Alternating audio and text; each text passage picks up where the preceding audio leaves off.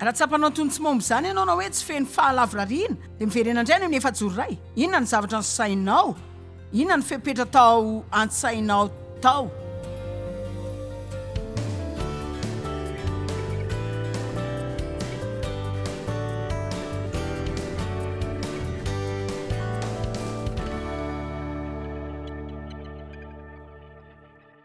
Ahoana raha mitodika amin'ny loha akaikinao ianao dia manao hoe inona izao ny fepetra ao an-tsainao ao?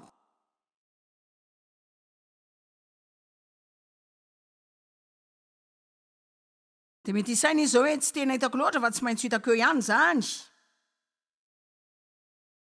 Misaotranao tompony amin'ny teny androany fa tena mankasitraka anao tokoa izahay. Dia mankasitraka koa ny amin'ity conférence lehibe ity ny amin'ireo olona marobe izay tonga eto ary te hivavaka ao azy ireo mba ho an'ny teny rehetra izay azony anie dia hiatra eo amin'ny fiainany dia ho hitany ny amoazany izany votsara amin'ny anaran'i Jesosy. Amen. Korintiana faharoa toko fahafolon andiny fahaefatra sy fahadimy fa ho any amin'izay efa hitantsika teo aloha ihany sika satria isika saika manao olona vaovao foana. Ary zao dia tena vato fantsika ao amin'ny Baiboly mikasika ny saina sy ny eritreritsika. Manina moa natsoka ireo fitaovana rehetra ireo hoe ny tany anatin'ny saina satria misy ady ao anaty saintsika ao ny amin'ny tsara sy ny ratsy. Raha afaka mampiasa ny sainao Satana dia afaka mampiasa ny fiainanao koa.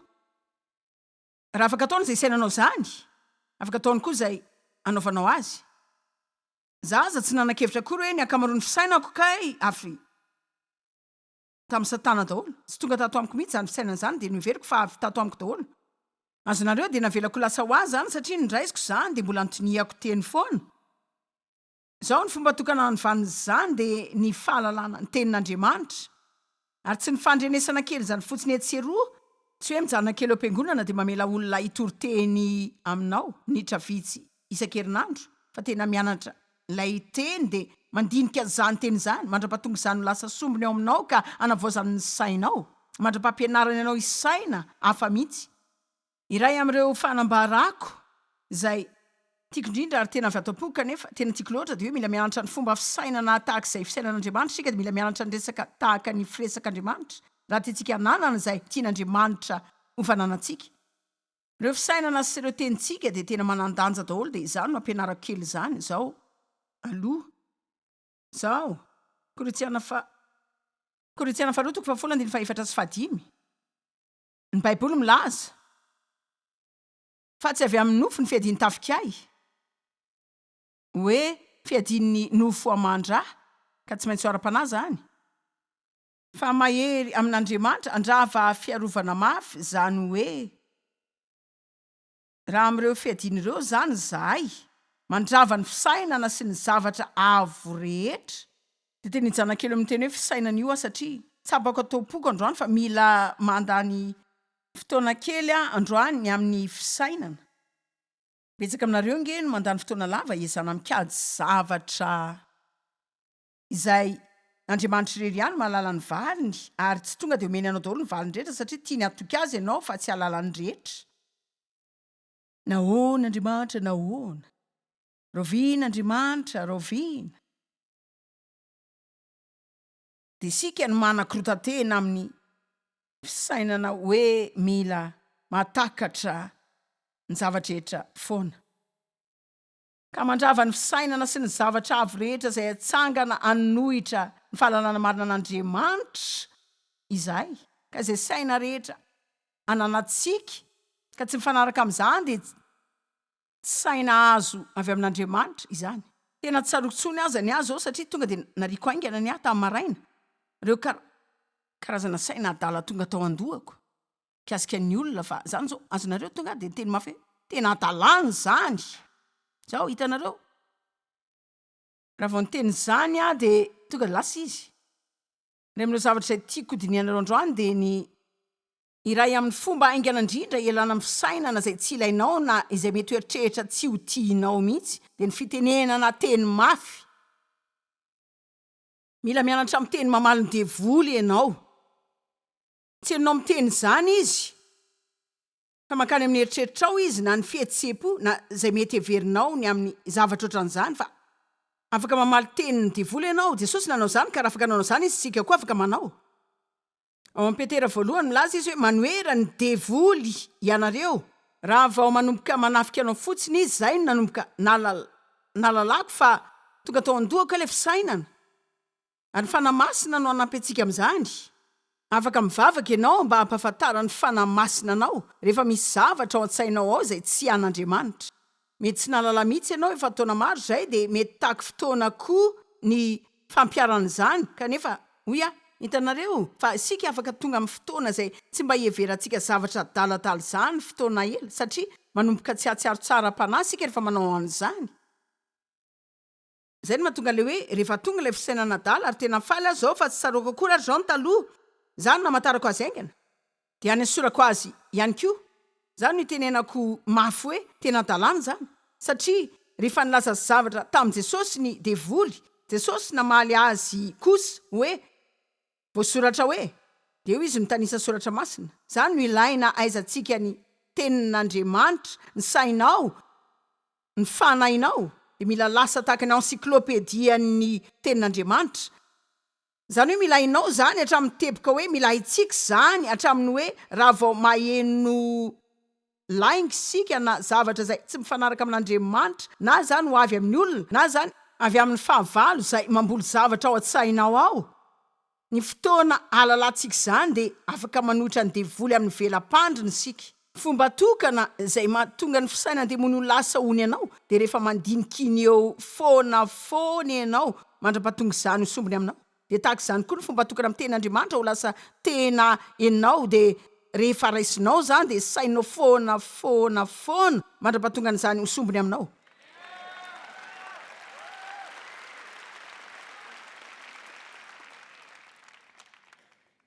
Fataritsika ny fisainana rehetra ho babony fankataovana ny Kristy. Fa iza no hitariky ireny fisainana ireny ho babony?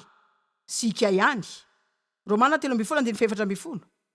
Tafio ny tenanao an'i Jesosy Kristy Tompo ilay Mesia. Ina zao tika zany? Tika zany hoe tafio ny natiorany Kristy. Ary aza miany amin'ny nofo atateraka ny filany. De jereo nge lazainy tika teny hafa ny amin'ny fiaitsika ny amin'ny nofo asio fijanona ny amin'ny fisainana kasika ny fandrin-dratsy natiorany tenanao de izay hoe anomezanao ny filany sy ny fitsiritany. Ka raha tena misaina zavatra maharitra sika de mety tena manao zany koa. Raha misainany amin'izay nataon'olonanao ianao zay hoe nandratranao nandritry ny fotoana lava ka mifanatrika aminy ianao de saika tena tsy mitombona mihitsy ho anao ny anaja azy ireny ampitiavana. Tena mety ho sarotra aminao koa zany anakombavaka tsy teny ratsy azy ireny. Rehefa ianao no tena misaina lalany amin'izay tsindrin-tsakafo tena tianao, ny efaranao de andeha hitady zany mihitsy. Izay misy ny sain'ny olona de any no alehany voaporofon-teny zany. Raha tianao ny andresy ny sain-dratsy avy amin'ny natiorany nofinao ary za te andresiny de mila asitsika fijanonana ny fisainana mikasika ireny zavatra ireny. Zao firy aminareo manana fahazaran-dratsy izay tianareo resena? Eny ary afaka milaza zava-miafina kely ve? Ajanony ny fieverana foana hoe ianao efa voafatotra de manombo misaina hoe efa afaka amin'izany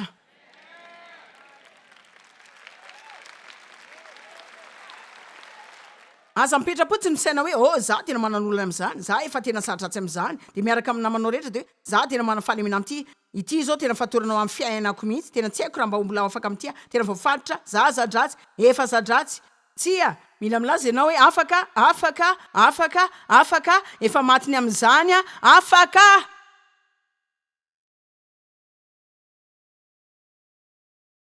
De haiko ny amin'ny olona zay tsy mbola nandre zavatra tahaka izao mihitsy fa toy ireny hoe karazana fifehezana saina zany adaladala hitanareo hoe resaka zavatra fahafy zany fa ny zavatra rehetra lazaiko anareo afaka porifoka amin'ny tenin'Andriamanitra daholo fa tsy namorondreo zavatra ireo fa ao anaty baiboly daholo. Romana 9. Ahoana no mbola itoeranareo amin'ny fahotana ihany?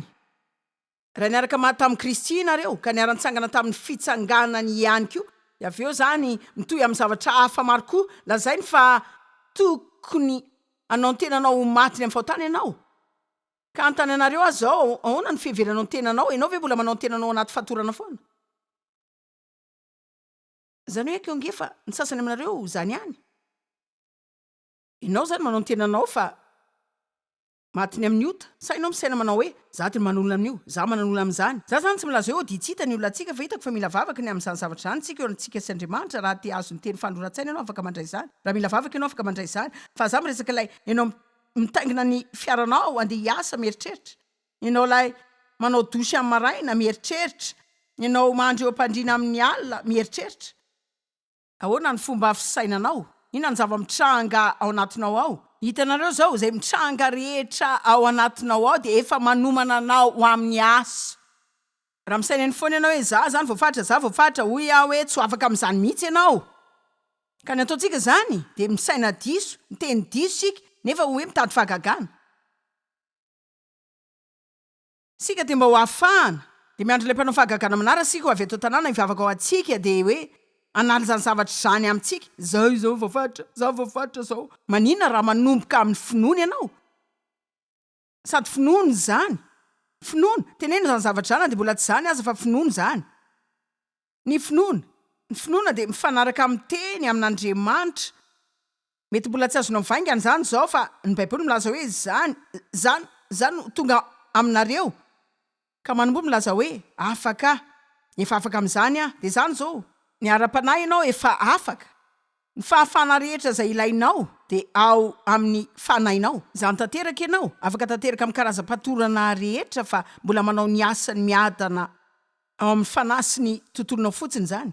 Ka veriko indray, asio fijanona ny fisainana hoe firy aminareo zao miaraka amiko androany. Zay rehetra mino izany ve tsy afaka anao fivanam-be eo amin'ny fiainana?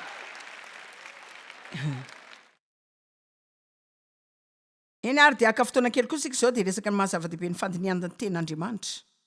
Dia tena tiako ianonareo tokoa ity satria raha tsy mianatra manao zany nareo, ilay teny zany tsy mba hiova ankoatra ny fahalalana fotsiny aminareo fa mila lasa teny velona zany ianao, tsy mila fampahalalana fa mila fanambarana. Rehefa misy zavatra lasa fanambarana ho anao dia lasa zavatra tonga sombony eo aminao zany ary tsy misy olona afaka hanala zany aminao. Nareo zao tsy hanova mihitsy amin'ny filazana hoe tsy tia Andriamanitra. Tsy mampanina azy trangam-pianana misy eo fa tsy hovaovan'izany intsony satria za farafakely ny efa nandinika indray mandeha na 2 na 3 tapitra isy hoe tia Andriamanitra. Ary tsaroako aho tamin'izaho tsy nino zany dia nitsangana ny jerin-tenako tamin'ny fitaratra dia nanao hoe Andriamanitra tia anao. Tia anao izy. Madama ray nijory vavolombela tamiko nisy andro sady nanao hoe tamin'ny fiainako rehetra ny hevitra hoe ratsy tarehy. Neveriko fa tsy dikany fa efa tena reny lehilahy 2 azahay. Ny vadiko voalohany melahy fa nahita vehivavy 17 taona izy niaraka taminy nanambady olo-kafa izay niaraka tamiko elaela ihany fa nanao zava-doza koa izy ka izay nitranga rehetra tamiko teo tena miteny adaolo foana hoe tsisy ilana mihitsy zany. Fa hoy izy hoe tsaroako aho nandalo teo amin'ny fitaratra dia ny saina hoe za tena ratsy be fa nakany amin'ny toerana hafa tany amin'ny toerana tsara tany amin'ny fiangonana Saint-Louis izy. Dia lazain'izareo tany hoe jereo amin'ny fitaratra io ny tenanao dia laza hoe tsara tarehinao, tianao Andriamanitra. Dia izy hoe nanomboka nanao zany fa zao izy afaka tanteraka tia ny tenany, tsy mahatsiaro zany tamin'ny tenantsony. Eno kely zay rehetra lazainy ten'Andriamanitra. Rehefa tsy inonao zany dia tsy mba hivaingana aminao mihitsy zany. Za afaka mino an'izany fa raha tsy ino zany ianao dia tsy mety aminao mihitsy. Zany no ilazako aminareo foana sady ny pasteranareo koa miteny foana zany dia ao anaty boky zany dia ao anaty CD na DVD dia mandeha amin'ny télé dia ao anatin'ny baibolinareo. Ka antenaina fa indray androany zany anomboka hiaingeto ho any amin'ny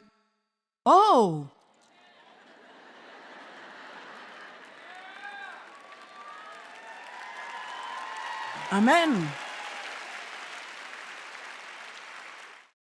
Hitanareo matetika sika mirareny amin'ny tenantsika misaintsika hoe haiko zany ary zany efa voatsipiko ao. Sika tena mirareny amin'izay haitsika fa mila mahitsy daholo sika rehetra dia milaza hoe tsy mahay ninina rehefa tsy miasa amin'ny fiainako zany.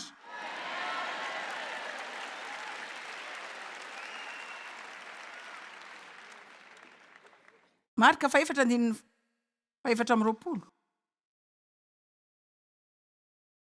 ary izy taminy io zay teny renareo araka ny ohatranoaranareo ihany averintsika rehetra ohatranoaranareo ihany zay menareo amin'ny fahamarinana ny amin'ny renareo zany no anoarana anareo amin'ny fahendrena zay tena hafa koa ny amin'ny hery sy fahalalana zay miverina aminareo zany ary mihoatra aza no tolotra anareo zay mandre ka hoy izy hoe rehefa mandre fahamarinana anareo raha tianareo anankera amin'ny fiainanareo zany izay mety hoe everanareo izany na ianaranareo zany de zany no iverina anareo tedigantsika avy amin'lo hevitra ho amin'lo hevitra zany nareo efa nandriana mpianatra zavatra zay zao efatrano de izay no isan'ny antony mahatonga ny ankamaroan'ny fotoana mijanona amin'ny loha hevitra ray sady manao zany amin'ny fomba efatra samy hafa anatin'ny konferansy satria ny mandeha indray amin'izany tsy ampy azy fa raha ny amin'ty herinandro manaraka ity zao de mety mandre fampianarana mikasika loha hevitra folo samy hafa nareo tsy milaza zany hoe ratsy zany fa milaza aminareo zao hoe raha misy ray zay tena mahakasika anao re olona teny ilaiko tokoa zany tsara aminao mandray noty de mamoaka ny baibolinao fa zany ny zavatra ilaina toizanao enarana sy diniana raha tianao latsaka lalao anatinao zany zao nolazaina araka ny ohatra noaranareo ihany no anoarana ho anareo ary mena mihoatra azy nareo de ahoana raha tsy fahamarinana ny zavatra irenao de ahoana raha mandinika lainga isika famitahana maro zay ao an-tsaitsika eo de ahoana raha misy fiazonana mafy ao an-tsaitsika eo ka tena tsy haitsika mihitsy zany mahazava-dehibe ny fisainantsika fa zany iaina taona maro tamin'ny fisainana feno lainga ary tsy nalala akory aza hoe ay tao am'zany zany efa kristianina ty an'andriamanitra efa voavonjy ihany ary nino fa ho any an-danitra rehefa ho faty fa afaka milaza zavatra aminareo na ny fiainana maonena ary tsy mino hoe nanome voninahitra ny vanitra zany hitako hoe tsy manome voninahitra azy zany hoe ianao mankany am-piangonana isika ny herinandro io fa mana fiaina maonena za zany tsy milaza hoe tsy mila mankany am-piangonana antsika na de maonena aza fiainantsika tokony ho any foana sika satria any toerana tokana zay azontsika fanampiana fa tsy tokony hijana amin'izany toerana zany sika ary satria de nandinikireo zavatra diso rehetrareo ka ny ankamaroan'izany de saika nanomboka hatrany amin'ny fahazazako daholo za zany tsy mba nidatako saika nyteny afoana hoe ianao indray tsy havita zavatra zany ianao tsy hatsanga zavatra zany ianao tsy havita zavatra tsara zany ary satria koa moa nararotiny ka tamin'ny fotoana ray tamin'ny fiainako nanomboka nanao hoe ino ary tsy mety amiko ny manao zao amiko izy satria tena nananako antoka taloha fa tsy ny olona rehetra no iaran'izany ary tsy hitako ny ilazana aminareo ny isan'ny taona nijanonana zany lainga zany tao andohako tao inona ary tsy mety amiko inona tsy mety amiko inona tsy mety amiko ary satria moa nitrangampiainako de tena adala sy hafahafa mihitsy ka na ny olona aza de miteny ako matetika hoe inona mihitsy nanjoanao ty tsaroko herinandro vidisorina ny vadina sy de mijery azy de nanao hoe fa inona tsy mety aminao de neritreritra hoe oh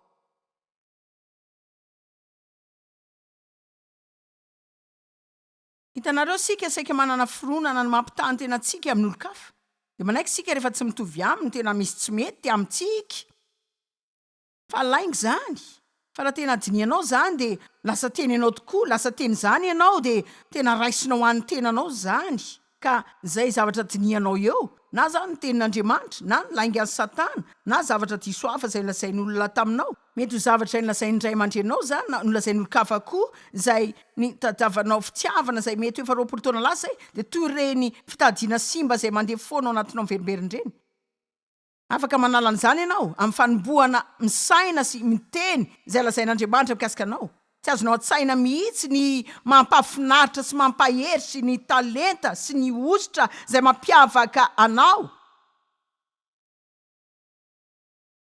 zany zao tena to mampandeha ivoaka iazakazaka maneran'ity trano ty rehefa misaina mikasika zay lazain'andriamanitra mikasika antsika rehetra ao amin'ny teniny le retsy fa tena mafinaritra zany Josoa voalohany sy ny favalo de anareo fa Andriamanitra ny asony Josoa aka ny toerany Mosesy mba nitarika ny Israelita ho any amin'ny tany Kanana ary namety olo lalana azy izy ny amin'ny tsy atahorany ninina fa ity no ray amin'ireo zavatra nilazainy amin'ny 15 zay tena lehibe tokoa aoka tsy hiala mivavanao mandrakarivo ty boky lalany ity fa saintsaino andro manalina zany ary ilay teny hoe misaintsaina midika hoe ahorona de ahorona foana ao an-tsaina de atao toy ny fofinaina izy saintsainao andro manalina zany mba ho tandremanao sy ho ataonao hitanareo tonga de manao an'io sika rehefa ao an-tsainy zany any amin'ny alean'ny sainy dia mandehany koa ny olona raha mandeha iaino ilay tena ny am-piangonana fotsiny sika fa tsy mampisaitsainy zany ka mamely zany ho lasa tena iray amintsika dia mety tsy manao zany mihitsy isika dia mety ho lasa boky ny loko fotsiny ny baibolinao fa mbola mety tsy miaina amin'ilay karazam-piainana zay tokony iananao ianao tsy haitsainao andromanalina zany mba hitandremanao anaovana arak'izay voasoratra eo ary amin'izany dia alavorary ny lalanao ianao dia ho hitanao fa hahita fahombiazana sy fanambinana ihany koa ianao zany zao ka soratra masina mahafinaritra mihitsy raha ohatra tsy ampanao toy ny tsy mahomby zany ianao na hoe tsy feny fahalavorariana dia mivery indray amin'ny efajoro iray inona ny zavatra no sainao inona ny fepetra tao an-tsainao tao firy mahatsiaro hoe tena azon'Andriamanitra indray ny larany androany zao afandray obolina ny faefatra andiny faharoapolo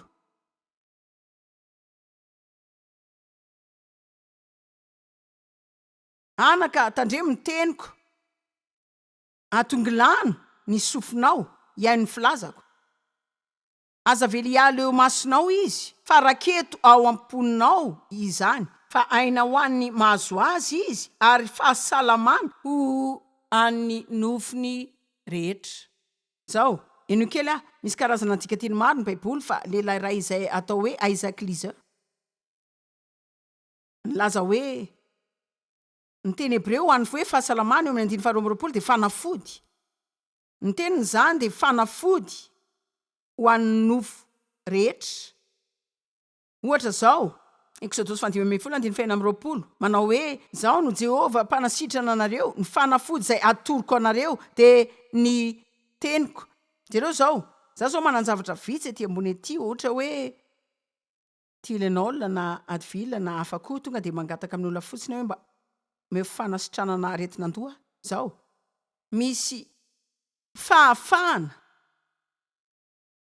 sy karazan-kery ao anatin'io pilina io mba ampijanonana aretin'andoha na aretina hafa koa raha mankany fanafody tosidra ianao dia misy hery fahafahana ao amin'izany ampianany tosidranao dia ohatr'izany zany isika malala zavatra maro zao ary raha marary loha ka apetraka fotsiny eo amin'ny lohako eo zany io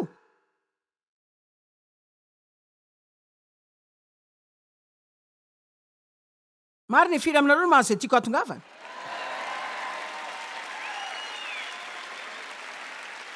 zao za manana le aspirine fa tsy nohaniko zany tsy nateliko zany ka mba navelako isan'ny atao anatiko na mba hanao zay anjara asany zao tenin'Andriamanitra no fanafody ho an'ny fanahinao fanafody ho an'ny nofinao fanafody ho an'ny sainao taona maro no nampivelatra ny finoko ary mivavaka ao an'izany tsy mitsahatra mihitsy aho ary zany isa zavatra lazaiko amin'Andriamanitra fa tsy mba ilako mihitsy zany Salamo 7:20 milaza na defa niteny izy mba hanasitrana azy ary nanafaka azy tamin'ny longo ny anjerany zao inona no heverinao mitranga rehefa mandre ny teninareo na za no avy amiko na avy amin'olo-kafa zay heverinareo fa tena afaka ny fandraisanareo tanteraka tokoa ka iovan'ny fiainanareo fa maniraka ny teniny izy dia izay teniny izay no manasitrana anareo satria ahoana satria ny ten'Andriamanitra no manana ny hery ao anatiny tahaka ireny aspirina izay manana hery anaovany karazana asa manokany reny ny teny no manan-kery anafahana anova anafaka anavaozana ny saina anasitranana ny ratra-pontsika anomezana antsika hatsarana solona venona sy anasitranana ny vatantsika dia tiako hita ny osotr'Andriamanitra ho lasa hery amin'ny teniny dia ahitantsika olona sitranana ara-batana mihitsy aza raha vao mandray ny tenin'Andriamanitra izy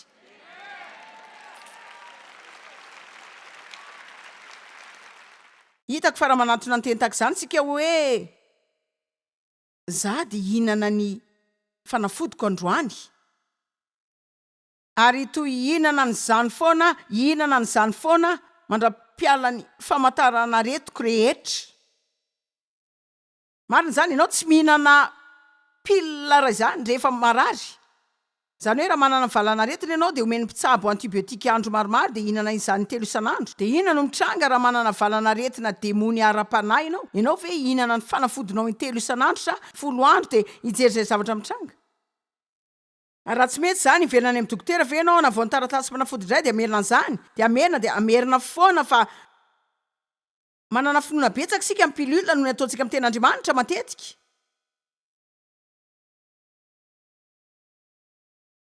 Zaho milaza aminareo fa ny ten'Andriamanitra no nanasitrana ny fanahy, nanavao ny saiko izany dia nanasitrana ara-batana. Ten'Andriamanitra tahaka ny pilule mahafaly. Zay manandratra sasany aminareo zao manana zay mahafaly azy, fa milaza aminareo zao manana pilule ngeza mampifaly nareo zao eto.